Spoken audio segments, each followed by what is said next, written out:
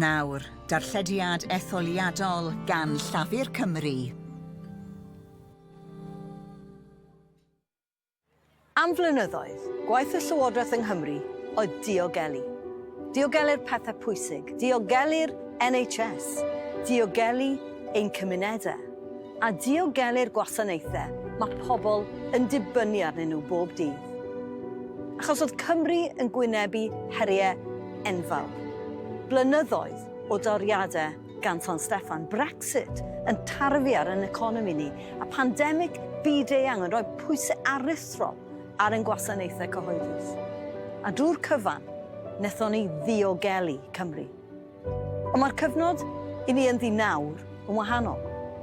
Am y tro cyntaf ers blynyddoedd, mae gyda ni'r cyfle i roi'r gorau i jyst cadw pethau i fynd a dechrau adeiladu'r dyfodol. Prif weinidog newydd, cenhedlaeth newydd o ymgeiswyr llafur, a Llywodraeth y Deyrnas Unedig sydd o'r diwedd yn barod i fuddsoddi yng Nghymru. Felly, dyn ni ddim fan hyn yn sôn am fynd yn ôl, yn ni'n sôn am symud ymlaen.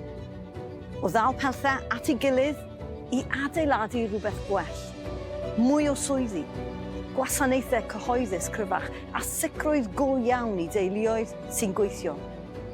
Gallwch chi weld yn barod sut mae'r dyfodol yn edrych. Prosiectau yn ei glân newydd ledled Cymru, miloedd o swyddi newydd, a buddsoddi y newidiannau'r dyfodol. Mae gweledigaeth Llafur Cymru yn glir.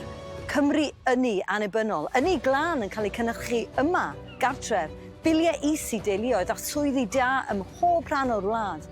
A byddwn ni'n cyflwyno gwarant hyfforddiant gydol oes fel bod gweithwyr yng Nghymru yn gallu cael y sgiliau sydd ei angen wrth i'r byd gwaith newid. Ond dim tegwch yn ymwneud â'r economi yn unig. Mae'n ymwneud â'r pethau mae pobl yn ei teimlo bob dydd. Teithiau bws rhatach ledled Cymru, mwy o ofal plant i gefnogi teuluoedd sy'n gweithio, ysbytai newydd a chymorth iechyd meddwl ar yr un diwrnod.